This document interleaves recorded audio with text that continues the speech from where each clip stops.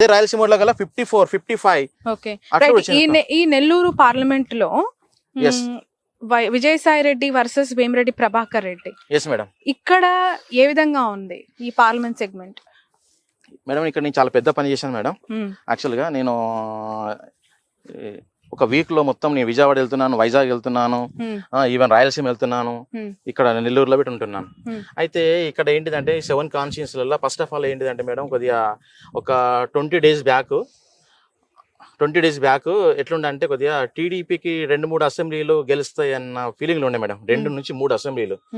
కానీ present scenario ఈ రోజు ఎలక్షన్ జరిగిన వీట 7 కాన్స్టిట్యున్సీస్ అనేది 100% వైఎస్ఆర్సీ మాత్రం గెలుస్తుంది మేడం ఇక్కడ.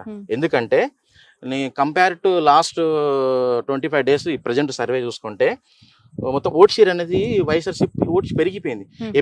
ఎమ్మెల్యే క్యాండిడేట్ ఓకేనగా ఎంపీ క్యాండిడేట్ విజయసాయి రెడ్డిని ఇక్కడ దించడం వల్ల ఆ పర్టికులర్ కాన్స్టిట్యున్సీ యొక్క వాల్యూ పెరిగిపోయింది. సపోజ్ విజయసాయి రెడ్డి కాకుండా వేరే వాళ్ళు వస్తే మనకు ఇబ్బంది ఉండే మేడం ఇక్కడ. అంటే విజయసాయి రెడ్డి అనే క్యాండిడేట్ పక్కా ఏదో ఒక పని చేస్తాడు, కమిట్మెంట్ తీసుకున్న క్యాండిడేట్, జగన్ సార్ కు దగ్గర ఉంటాడు, ఇతని వల్ల కంపల్సరీ ఏదో పని చేసుకోవచ్చు అనేది, లేక పని చేసుకోవచ్చు, డెవలప్ చేసుకోవచ్చు అనేది పబ్లిక్ లో అయితే ఉన్నది మేడం. అది విజయసాయి రెడ్డి ద్వారా రావడం వల్ల ఇక్కడ ఉన్న నెగిటివ్ ఓట్ అనేది పాజిటివ్ అయిపోయింది madam. Present till today 7 constituencies అన్ని. బట్ ఎలాంటి ఆధారాలు నాగన్? ఎందుకంటే ఇక్కడ నారాయణ లాంటి ఒక ఆర్థిక బలం పుష్టిగా ఉన్న లీడర్స్ ఉన్నారు, వేమిరెడ్డి లాంటి ఒక బిగ్ షాట్స్ ఉన్న ఈ నియోజకవర్గం వెరీ అంటే I mean power packed constituency Nellore is. అటు క్యాస్ట్ పరంగా, ఇటు ఫైనాన్షియల్ పరంగా నారాయణ ఉండొచ్చు సారీ, కానీ అలాగే వేమిరెడ్డి సార్ కూడా ఉండొచ్చేమో. కానీ గ్రౌండ్ లెవెల్ ఏమొచ్చిందంటే madam candidates main madam Vemireddy Prabhakar రెడ్డియా లేకుంటే వైఎస్ఆర్సీపీ మనకు సాయి రెడ్డి గారు అన్నప్పుడు సాయి రెడ్డికి ఇస్తుంది. ఎందుకంటే ఎక్కువగా ఎవరు మాట్లాడతారు, ఎవరితో డిస్కషన్ ఉంటుంది, ఎవరితో అయితే డెవలప్ చేస్తారు, ఎవరైతే మాట్లాడతారు అనేది చేసుకుంటారు. కాబట్టి మనకి ఏంటిదంటే కొద్దిగా టౌన్ లో హెడ్ క్వార్టర్స్ ఉన్నాయి కదా మేడం, ఆ హెడ్ క్వార్టర్స్ అనేది కొద్దిగా పర్సెంటేజ్ అనేది కొద్దిగా అలయన్స్ అలాంటి ఓట్ షేర్ ఉంది. కానీ అలయన్స్ కన్నా రూరల్ కిరీటాల కల్లా మొత్తం 1 side 70%, 60% అనే రేషియోలో వచ్చేసింది madam. Mainly city head quarter అన్నప్పుడు కొద్దిగా చదువుకున్న వాళ్ళు వీళ్ళు ఉంటారు కాబట్టి వాళ్ళ యొక్క మైండ్ సెట్ అనేది కొద్దిగా వేరేగా ఉంటుంది. ఎండ్ ఆఫ్ ది డే మాత్రం ఇంకా 25 days టైం అనేది ఎంత మంచిగా ప్రచారం చేసుకున్నా, ఎంత ఇంప్రూవ్మెంట్ చేసుకున్నా ఓట్ షేర్ని ఇంకా టైం కాబట్టి ఇంప్రూవ్మెంట్ చేసుకోవచ్చు.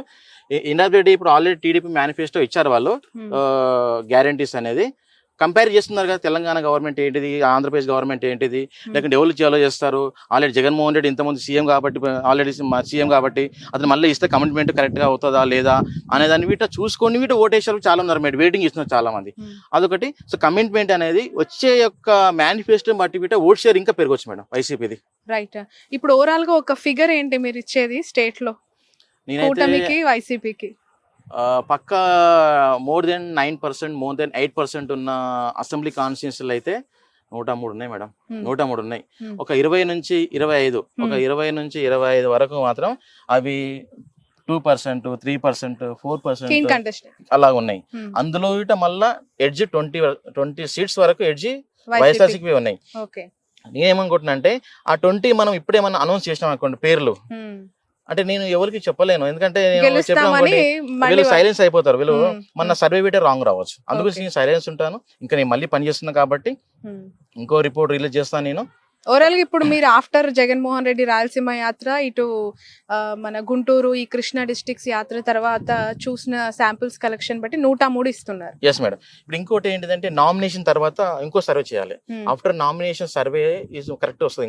ఇంకా ఎంత సీట్లు పెరుగుతాయి, తగ్గుతాయి, పెరుగుతాయి అనేది ఈ నామినేషన్. కాబట్టి ఇంకా మేనిఫెస్టో ఇస్ ఇంపార్టెంట్. ఇంకా మేనిఫెస్టో వైఎస్ఆర్ మేనిఫెస్టో ఇవ్వలేదు. ఇంకా మేనిఫెస్టో ఇచ్చారనుకోండి వాళ్ళ యొక్క అప్పుడు ఆలోచన పబ్లిక్ ఒక మూడు చేంజ్ కావచ్చు, కమిట్మెంట్ ఇస్తారా ఇవ్వరా అనేది ఒక మెసేజ్ వెళ్తుంది మేడం. రైట్.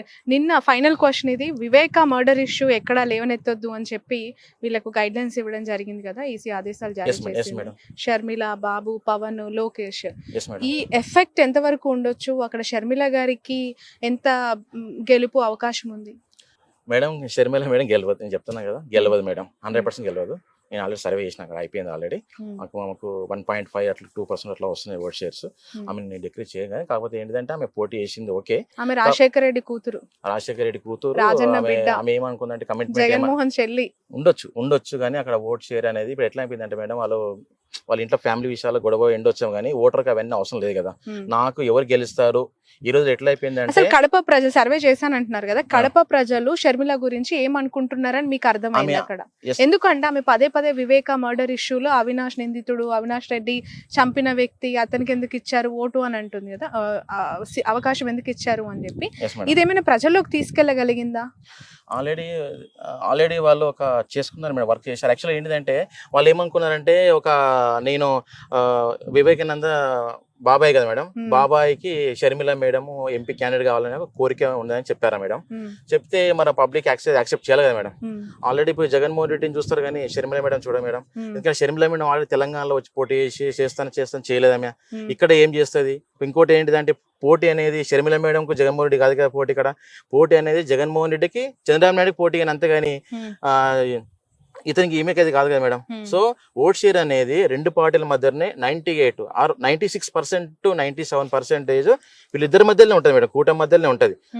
ఒక పర్సెంట్ పార్టీకి ఎక్కువ రావచ్చు, పార్టీ తక్కువ రావచ్చు, కానీ ఓట్ షేర్ అనేది అవుట్ ఆఫ్ 100% ఓట్ షేర్ లో 96 to 97% ఇద్దరి మధ్యలో ఉంటుంది. ఆ 3% అందరిగా బీఎస్పీ చేసుకుంటే, కాంగ్రెస్ చేసుకుంటే, ఇతరులు చేసుకుంటారు మేడం. 150 అట్లా. Okay, right. ఇంకా ఏమైనా చెప్పాల్సిన అంశాలు ఉన్నాయంటారా ఈ ఓవరాల్? నేనేం చెప్పలేదు madam. Manifesto is very important. Manifesto correct గా ఉంటే కమిట్మెంట్ తోటి గెలుస్తారా అనేది ఒక మెసేజ్ వెళ్తుంది. So manifesto is important. Manifesto వచ్చినాక వీటి సర్వే అనేది ఇంకా మారిపోవచ్చు, అంటే పెరగవచ్చు తగ్గవచ్చు చెప్పలేము. ఏదున్నా కానీ manifesto is very important. But ఒక్క అవకాశం అని బాబు ప్రజల నోట్ అడుగుతున్నారు కదా, దానికి ఏం కన్ఫైన్ అవ్వట్లేదా ప్రజలు? వాళ్ళ కూటమి మెయిన్ మేడం. కూటమి వాళ్ళు ఆల్రెడీ వాళ్ళు తెలుసు కదా మేడం, ఎట్లయినా మనం సింగిల్ గెలవము, కూటమి అయితే గెలుస్తాము అని కాంపిటీషన్ ఇస్తారు. ఫస్ట్ ఆఫ్ ఆల్ ఏంటిదంటే, జనసేనకు ఒక సీట్స్, ఒక వాళ్ళ సీఎం ఏంటి మేడం, జనసేన వాళ్ళ పరిస్థితి ఏంటిది? జనసేన వాళ్ళు మా యొక్క పవన్ కళ్యాణ్ సీఎం కావడం వాళ్ళ బాధ్యత. 10 సంవత్సరాలకు అదే అంటారు వాళ్ళు. 10 సంవత్సరాల నుంచి నాకు సీఎం కావాలి. ఇప్పుడు ఎట్లా అయిపోయిందంటే, ఆ సీఎం అయ్యే క్యాండిడేట్ అలయన్స్ లోపల ఒక 50 సీట్లన్నా 60 సీట్లన్నా మాకు వస్తాయి అన్న ఫీలింగ్ తో వాళ్ళు పనిచేసిండ్రు జన సైనికులు. పాపం వాళ్ళు 10 సంవత్సరాలుగా లాస్ట్కి ఇప్పుడు వచ్చేదాకా ఏమైంది, 21 సీట్స్ వచ్చేసారు. అందులో 21లో వీట మళ్ళీ ఆ పార్టీ నుంచి ఈ పార్టీ నుంచి వచ్చే వాళ్ళకి ఇచ్చారు. ఎవరైతే 10 సంవత్సరాలు కష్టపడుతున్న క్యాండిడేట్స్ ఉన్నారో వాళ్ళకి టికెట్ రాకపోవడం వల్ల వాళ్ళ కింద పనిచేసే క్యాడర్ కానీ వాళ్ళంతా totally dissatisfied. First of all dissatisfied ఎక్కడ ఏంటంటే, వాళ్ళ క్యాండిడేట్ సీఎం కావడానికి తెలివంగానే ఆ యూత్ కానీ లేకుంటే ఎవరైతే కష్టపడ్డ వాళ్ళు ఉన్నారో టోటల్లీ వాళ్ళు నర్వస్ గా ఫీల్ అయ్యారు మేడం. వీళ్ళు అలయన్స్ లోపల వీట ఒక 50 సీట్లు వస్తాయనుకున్నారు. 21 సీట్లు రావడం వల్ల ఏంటిదంటే, వాళ్ళు ఆ వచ్చిన వాళ్ళకి మళ్ళీ పాత వాళ్ళకే కాకుండా కొత్త బయట నుంచి వచ్చిన వాళ్ళకి టికెట్లు ఇవ్వడం వల్ల వీట కొద్దిగా మైనస్ వాళ్ళకి మేడం. ఇంకోటి ఏంటిదంటే, బీజేపీకి 1-2% ఓట్ షేర్ లేని పార్టీకి 8 పార్లమెంట్లు ఇవ్వడము, అందులోపల మళ్ళీ వాళ్ళకు 10 అసెంబ్లీలు కాన్స్టిట్యూన్సీ ఇవ్వడం అనేది కొద్దిగా ఇబ్బంది అయింది. దానివల్ల ఏంటిదంటే, వీళ్ళు వాళ్ళకి పని చేయట్లేదు, వాళ్ళు వీళ్ళకి పని చేయట్లేదు, వీళ్ళు వాళ్ళకి పని చేయట్లేదు, అట్లా అయిపోయింది మేడం టోటల్ గా. ఇప్పుడు క్యాడర్ ఇప్పుడు ఇంపార్టెంట్ కదా, క్యాడర్ తోటి సంప్రదింపులు చేసి అన్ని చేసినా కరెక్ట్ గా ఉండే, మాకు చెప్పకుండా చేసిరన్న ఫీలింగ్ గ్రౌండ్ లో జరుగుతుంది మేడం. అదొకటి రాకుండా ఉంటే మంచిగా ఉండే, అది వచ్చేసింది గ్రౌండ్ లో already. Right, thank you so much Naganna గారు. యాక్చువల్ గా చీకటి పడిపోయింది, మిమ్మల్ని మార్నింగ్ నుంచి క్యాచ్ చేద్దాం అనుకున్నాను. సో ఇదంతా కూడా మీ డేటా కలెక్షన్ అనుకుంటా. సో నెల్లూరే కాదు, రాష్ట్ర వ్యాప్తంగా కూడా మీ అభిప్రాయాన్ని, అంటే నియోజకవర్గాల్లో ఉన్న మూడ్ని మాకు ఎక్స్ప్లెయిన్ చేసినందుకు థ్యాంక్ యూ సో మచ్. చూద్దాం ఖచ్చితంగా మీ రిజల్ట్, అక్యురేట్ రిజల్ట్ ఎంతవరకు జెన్యున్ గా ఉండబోతోంది, రాబోయే ఎన్నికల్లో ఎంతవరకు మీ సర్వే నిజం అవబోతుంది అనేది. Thanks a lot. Thank you.